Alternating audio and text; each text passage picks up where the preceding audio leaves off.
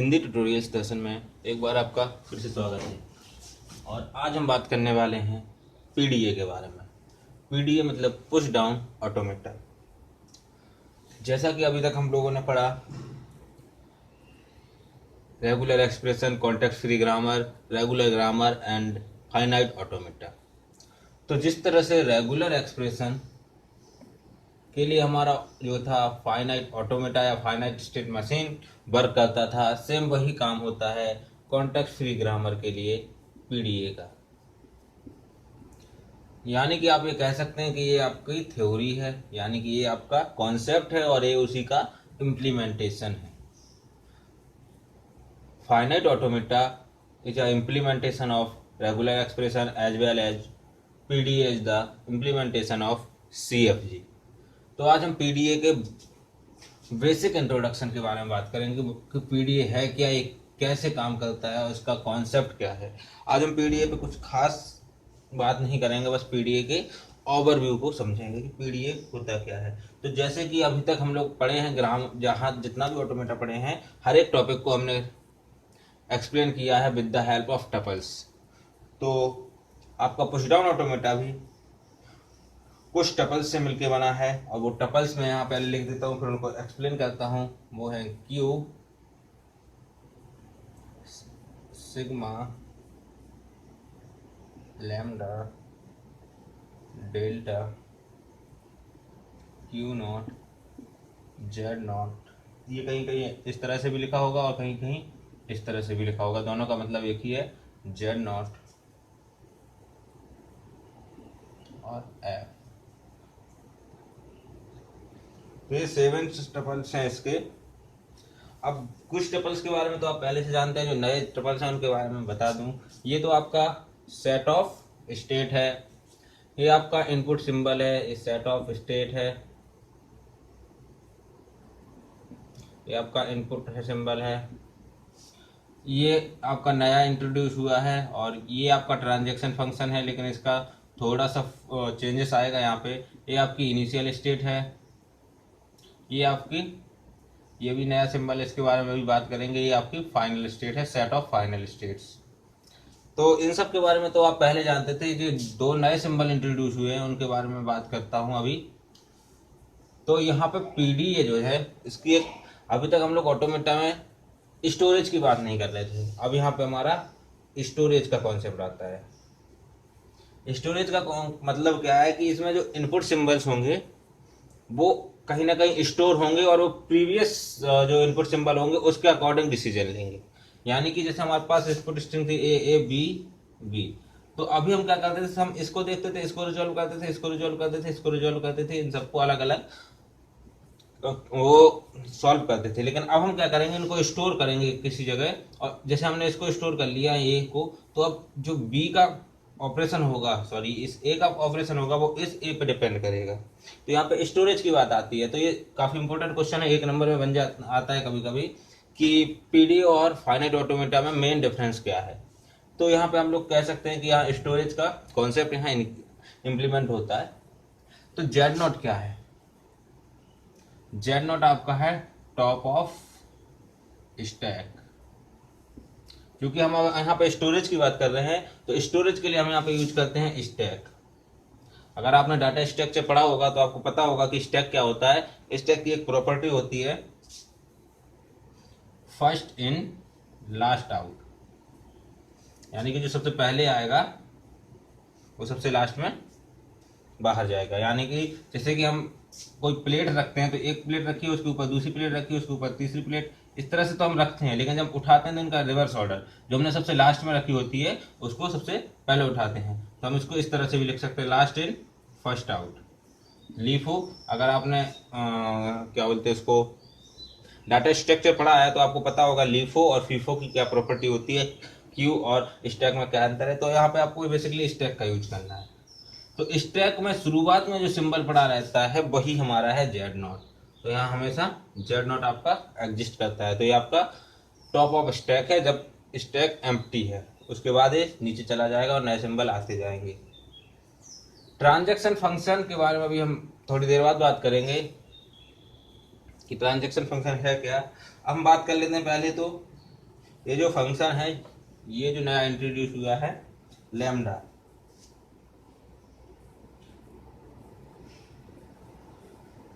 तो ये हमारा किसको डिनोट करता है, ये हमारा पुश डाउन जो है पुश डाउन सिंबल को डिनोट करता है। तो अब हम बात करते हैं ट्रांजैक्शन फंक्शन की। तो मेनली ट्रांजैक्शन फंक्शन क्या है, क्योंकि सारा कॉन्सेप्ट तो ट्रांजैक्शन फंक्शन से हमारा शुरू होता है। तो चलिए, जैसे कि आपने रेगुलर एक्सप्रेशन पढ़ा है और ऑटोमेटा पढ़ा है, तो उसमें सीधी सी बात है कि वहाँ पे ट्रांजैक्शन फंक्शन क्यू नॉट पे ही पूरे परफॉर्मेंस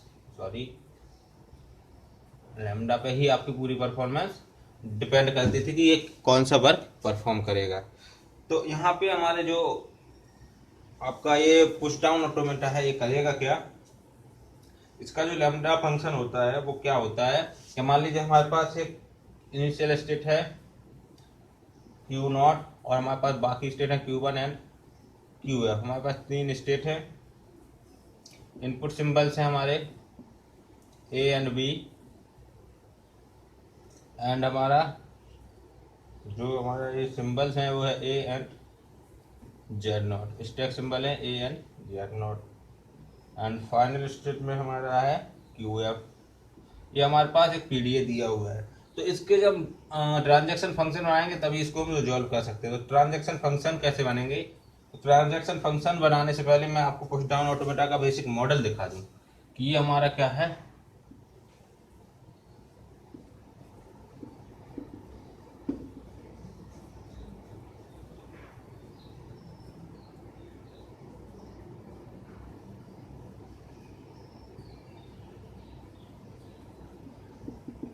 फाइनाइट स्टोर कंट्रोल, यानी कि यहाँ पे कंट्रोल स्टोर को कंट्रोल करता है। ये हमारा स्टैक है,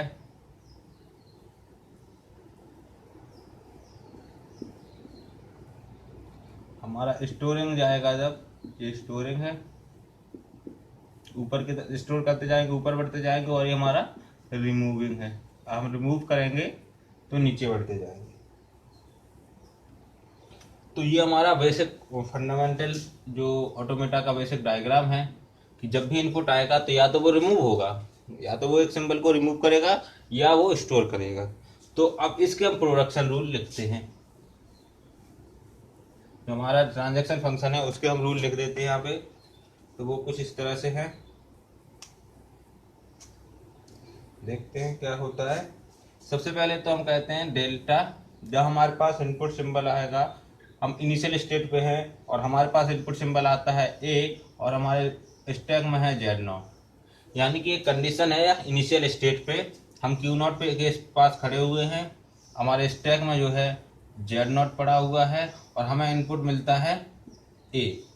तो हम कहाँ जाएंगे, तो यहाँ पे देखिए 3 चीज़ों की बात हो रही है। जब तक हम पुश डाउन ऑटोमेटा की फाइनाइट ऑटोमेटा की बात कर रहे थे तो हम इस चीज को इग्नोर कर रहे थे, और फाइनाइट ऑटोमेटा वाला अगर आपने वीडियो देखे हैं मेरे, तो उसमें सिर्फ ये 2 सिंपल स्टेट होती थी। उसके बाद जो नई स्टेट आती थी, मान लीजिए Q1 आ रही है तो स्टेट आती थी Q1,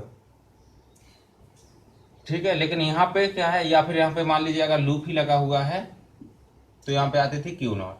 तो यहाँ पे क्या है, यहाँ पे हमारा प्रोडक्शन थोड़ा सा अलग है।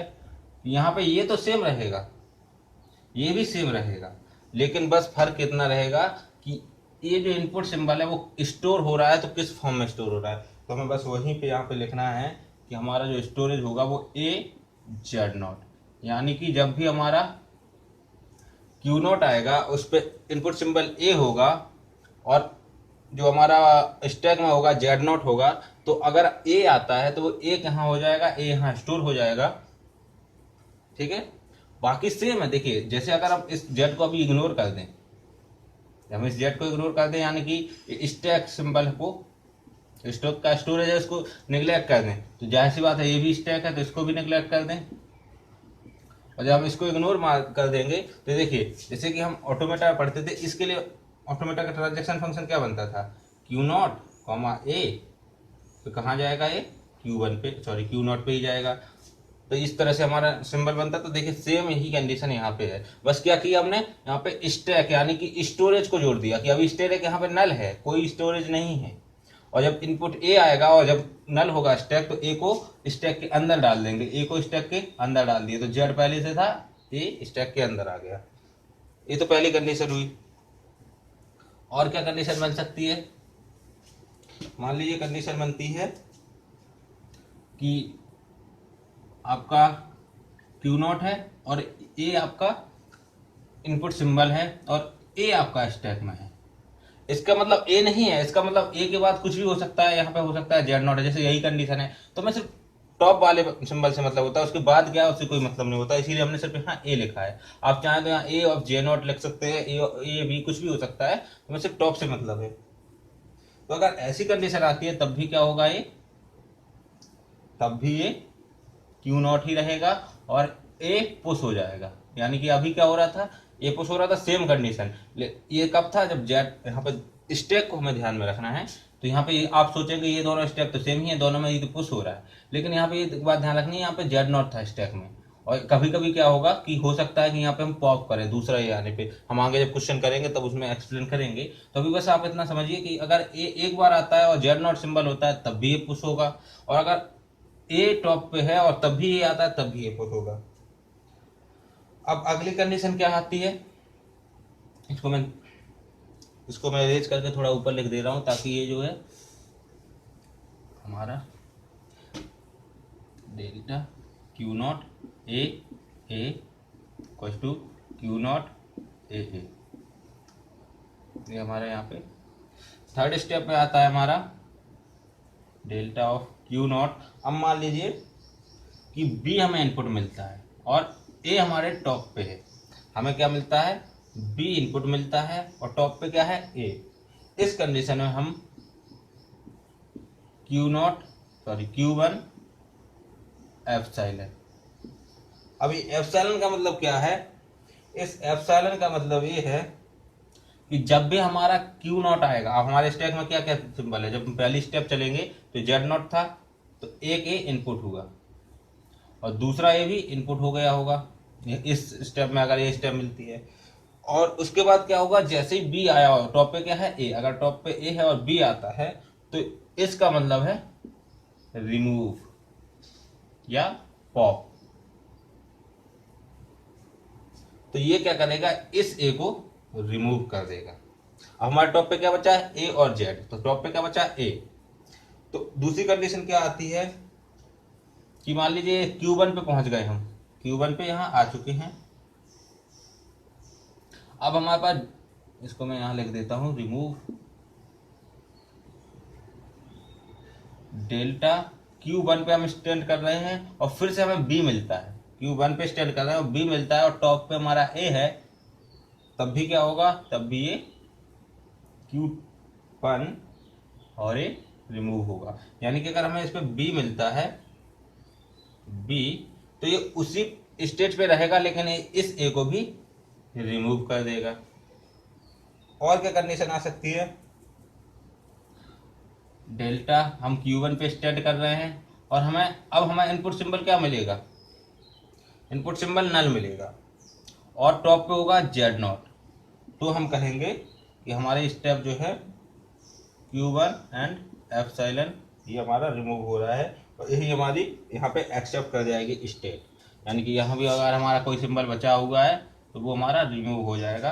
तो Z0 को रिमूव करने की जरूरत नहीं होती, क्योंकि ये तो इनिशियली आप रिमूव भी कर देंगे तब भी स्टैक में पड़ा रहेगा। तो यहाँ पे हमारा ये आपका पुश डाउन ऑटोमेटा, इस तरह से आपका पुश डाउन ऑटोमेटा वर्क करता है। अब मैं इसको थोड़ा सा एक्सप्लेन कर दूं कि ये जो मैंने किया है उसी को मैं दोबारा से एक्सप्लेन कर दूं। ये हमारे पास प्रोडक्शन रूल है, ये आपका कोई मैंने सॉल्यूशन नहीं दिया, ये हमारे पास पहले से प्रोडक्शन रूल है। अब हमारे पास ये क्वेश्चन दिया है और हमारे पास एक स्ट्रिंग दी जाए A B B, इसको सॉल्व करना है। तो देखिए हमारे पास इनिशियल में स्टैक है, इसमें Z0 पड़ा हुआ है। हम सबसे पहले इस सिंबल को पढ़ेंगे और इस सिंबल को पढ़ेंगे। अभी हम कहाँ पर हैं, Q0 पे हैं, Q0 पे हैं और सिंबल हमें मिल रहा है A। Q0 पे है, सिंबल मिल रहा है A। हमारे पास दो कंडीशन है, 1 और 2। तो हम देखेंगे कि हमारे पास टॉप में स्टैक में क्या है, A है या Z है। तो हमारे पास Z है, तो हम इस कंडीशन को फॉलो करेंगे। तो Q0 पे A इनपुट मिलने पे हमें Z0 अगर हमारे पास टॉप ऑफ स्टैक में है तो हम कौन सा ऑपरेशन परफॉर्म करेंगे, क्यू नॉट पे जाएंगे, यानी कि हमारी स्टेप अभी भी क्या रहेगी, क्यू नॉट रहेगी, यानी क्यू नॉट रहेगी, और हम क्या करेंगे, पुश करेंगे ए को। तो ए को यहाँ हम पुश कर देते हैं, यानी कि ए को हमने पुश किया, लेकिन हमारी स्टेट अभी भी क्या है, क्यू नॉट है। अब हम इस सिंबल को रीड करेंगे, स्टेट क्या हमारी क्यू नॉट। तो फिर से हमारे पास दो possibility, Q not a, Q not a, लेकिन अब टॉप पे क्या है, अब टॉप पे आपका है ए, तो टॉप पे आपका यहाँ पे ए है, तो हम इस वाले प्रोडक्शन को फॉलो करेंगे, क्यू नॉट ए ए। तो अब इस कंडीशन में भी क्या होगा, क्यू नॉट ए ए, यानी कि ए भी पुश हो जाएगा। ये दूसरा वाला ए नहीं है, ये दूसरा तो पुराना ए वाला ए उठ के चला आया है, जैसे यहाँ पे जेड उठ के चला आया था, तो यहाँ पे कंफ्यूजन हुई है, 2 टाइम्स ए को पुट मत कर दीजिएगा। तो हम अभी भी कहाँ है, क्यू नॉट पे, और हमारा ये भी स्टैक के अंदर इनपुट हो चुका है। अब हम यहाँ पे क्यू नॉट के साथ यहाँ पे आए और हमने इनपुट को रीड किया बी को, तो देखा क्यू नॉट और बी, क्यू नॉट और बी के लिए हमारे पास सिर्फ और सिर्फ एक कंडीशन है, यही वाली, यहाँ पे मत जाइएगा, ये Q1 और बी के लिए है, तो क्यू नॉट और बी, तो इसमें कौन सा ऑपरेशन परफॉर्म होगा, Q1 पे ही रहेंगे हम, यानी कि हम Q1 पे पहुंचे हैं तो Q1 पे ही रहेंगे, और हमारे पास क्या होगा, रिमूव होगा, यानी कि हम इस इनपुट सिंबल को रिमूव कर देंगे। तो हम कह सकते हैं कि हम एक स्टेप नीचे आ गए, तो अभी यहाँ खड़े थे, तो अब हमारे पास ये सिंबल बचा, तो हम इसको Q1 बना सकते हैं, इसको हटा सकते हैं, क्योंकि ये तो रिमूव ही हो गया। अब क्या होगा, अगली बार हमारा बी आएगा, और हम कौन सा स्टेट है, Q1 स्टेट पे बी इनपुट, Q1 स्टेट पे बी इनपुट, क्या होगा, बी इनपुट, और टॉप पे क्या है, ए, टॉप पे क्या है, ए, तो यहाँ भी रिमूव होगा, क्या रिमूव होगा, टॉप ऑफ द सिंबल, ये रिमूव होगा यहाँ पे, और ये अभी भी कहाँ पहुंचेगा, Q1 पे, तो ये फिर रिमूव होके यहाँ पे अभी आया है Q1 पे, और ये आपका रिमूव हो जाता है। उसके बाद कोई इनपुट सिंबल बचा नहीं, तो वहाँ पे हम मान सकते हैं कि हमारे पास नल स्ट्रिंग है, तो जैसे ये नल स्ट्रिंग आती है तो हमारा ये एक्सेप्ट हो जाता है, क्यों, क्योंकि हमारे पास यहाँ पे सिर्फ जेड नॉट बचता है। तो इस तरह से हमारा ये पुश डाउन ऑटोमेटा एक्सेप्ट कर जाता है। अब इसी में अगर हम एक बी को और बढ़ा दें, क्या करें, हम एक बी को और बढ़ा दें, तो क्या होगा, हम Q1 पे खड़े हैं, अब हमें इनपुट सिंबल मिलता है बी, तो Q1 पे खड़े हैं, इनपुट सिंबल मिलता है बी, तो हमारे पास सिर्फ एक ही कंडीशन है, ये वाली कंडीशन, लेकिन हमारे पास टॉप में होना चाहिए ए, और यहाँ पे टॉप में क्या है, जेड, यानी कि ये एक्सेप्ट नहीं करेगा, ये रिजेक्ट हो जाएगा। तो इस तरह से हम पुश डाउन ऑटोमेटा को रिजॉल्व करते हैं। ये तो बहुत ही इजी और बेसिक इंट्रोडक्शन था, आगे जाके हम वीडियो में बताएंगे कि इसको कैसे सॉल्व करना है, कैसे क्वेश्चंस इसके इजीली सॉल्व होते हैं। काफ़ी इजी है पुश डाउन ऑटोमेटा, इतना इजी है कि आप ये समझ लीजिए कि रेगुलर एक्सप्रेशन या और आपका फाइनाइट स्टेट मशीन से ये बहुत ही ईजी है, बहुत ही ज़्यादा ईजी है। तो मिलते हैं नेक्स्ट वीडियो पे, तब तक के लिए देखते रहिए। अगर आपको मेरी वीडियो अच्छे लग रहे हैं तो उनको लाइक ज़रूर कीजिए, और नीचे कमेंट में अपना रिस्पॉन्स जरूर दीजिए कि मैं जो वीडियोज़ बनाता हूँ वो आपको कैसे लग रहे हैं, इनमें कोई इम्प्रूवमेंट और कर सकता हूँ। और अपने दोस्तों के साथ शेयर कीजिए, क्योंकि जितने ज़्यादा रिस्पॉन्स मुझे मिलेंगे मैं उतना अच्छा इसको इम्प्रूव करने की कोशिश करूँगा, उतने अच्छे से आपको एक्सप्लेन करूँगा। तो अपने दोस्तों को शेयर कीजिए, फेसबुक, व्हाट्सएप, ट्विटर के थ्रू आप उसको शेयर करें अपने प्रोफाइल से, ताकि कई लोगों तक ये वीडियो पहुँचे। तो मिलते हैं अगले वीडियो पे, तब तक सीखते रहिए। Thank you for watching.